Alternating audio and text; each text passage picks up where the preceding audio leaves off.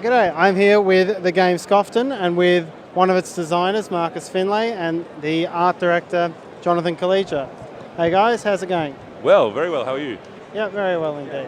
I'm going great as well. Always good to be in my watermelon t-shirt. Agreed indeed. Tell us a little bit about your game Scoffton. Okay, so this is an all-you-can-eat buffet. It's a bad all-you-can-eat buffet restaurant. Are there any good ones? Good question. Probably not. We're still searching for them. We're still searching for a really good one, but for the moment, they're always a little bit crummy. So we're talking circa 1985. You'll notice on the Lost and Found card, you got things like cassette tapes and floppy disks and so on. Ooh, 5 1/4 inch. Yeah, absolutely. The only inch, right? And so we've got, basically it's a worker placement game. You're going to the aim of the game is to get the best value for money. Yep. Some things are trying to throw some curveballs here though, of course. There is, basically the value for money is denoted by the pips on each of the food tokens. So you've got a bunch of different sort of varieties of food that you're trying to collect, and then you're going to take it to your belly and fill up your belly with the best sort of choice cuts. Very good indeed. Where did you come up with the idea for an all-you-can-eat buffet game? Well, really the person that came up with that idea is Gavin, right here, who's teaching some people to play the game. Yep. But the way Gavin and I work as a partnership is generally Gavin comes up with the concept and the theme, and then I go around and work out some mechanics behind all that. So Gavin had a whole bunch of gags that he wanted to work into this, like the dessert belly, like one of the prawns is poisoned. Of course. It's got a skull and crossbones on the back. And you only know whether or not it's poisoned once you ingest the prawn. So, because 1 in 4 is, one of the 4 prawns is poisoned, there's a 25% chance that you've got a bad prawn. So you've got to be careful, and you can push your luck at the beginning of the game, but it might turn out sour. Those are pretty good all-you-can-eat buffet prawn odds, I think. It is true. They are. It's true. There's a health inspector in the game, so you do know there is some level of checking for health, but her name is Heidi McLean. So you never know what sort of clean stuff she might be hiding.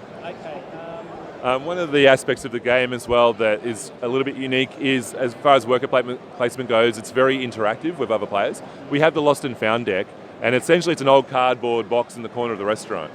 And you shuffle these cards and you lay out 4 at the start of the game, and they allow a lot of interactivity with your opponents. What in there is a microbe detection kit. So if you have selected the prawns, you can check them just to make sure you haven't got the bad one. Very good. Jonathan, you want to tell us a little bit about the art choices and directions for the game? Well, because we were playing with food, something that kids find particularly entertaining is food. Take the writer of the Magic Pudding. He said that kids find food more interesting than they find adventure a lot of the time, and food in itself is an adventure.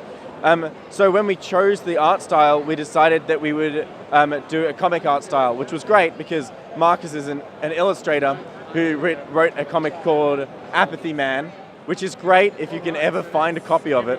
And so we basically got him to do all the art.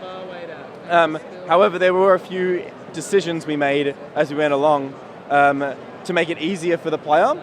So we made the backgrounds the same color as where the things should go on the board. So the dessert bar has sprinkles on the top, and so do the desserts. So you can see where everything's supposed to go. Same with the salad bar. It has a green top, which means, all the salads have green. Even the soup, which has this checkered pattern, has the wall color and the soup checkered pattern on the back. So we've tried a lot to try and make it easy for players to get into the game. Same thing with the belly boards. The couch on the table is actually the same color as the diners and the sneezers. And that was for 2 reasons. Firstly, the colors themselves are made specifically so colorblind people will find it easy to distinguish them.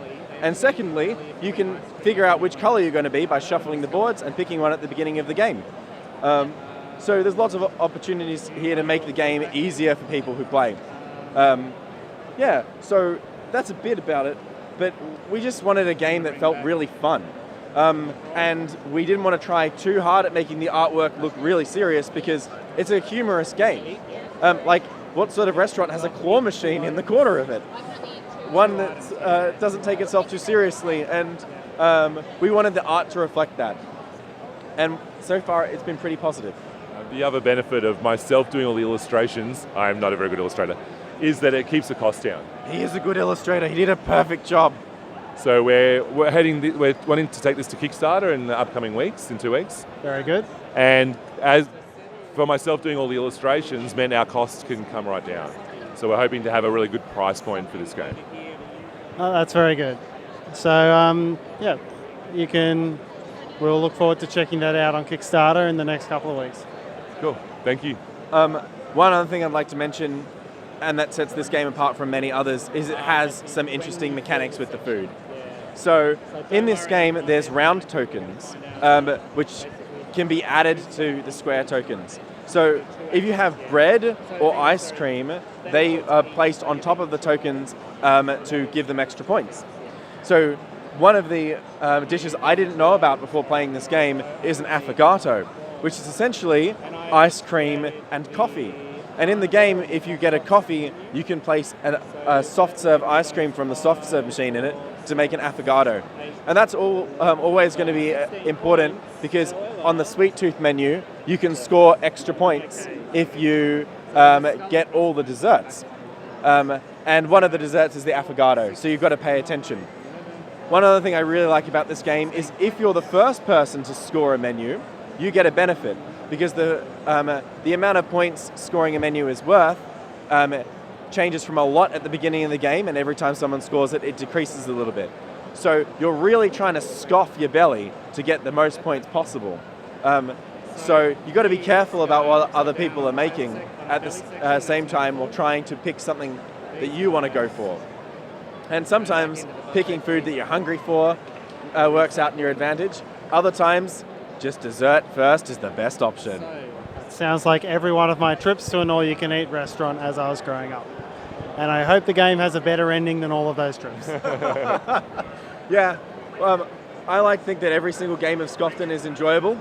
That being said, on your first playthrough, if you have a bad experience, it's generally because the game actually has a bit to learn. So in your first game, if you don't enjoy it as much, we guarantee the second game you're going to enjoy it much more. So give it a game. Read the first chapter, like reading the first chapter of a book. You can't judge a book by its first chapter, really. Same thing with Scoffton. Play the game twice, and we assure you, you will have a great time. Very good. Okay, that's all from us here.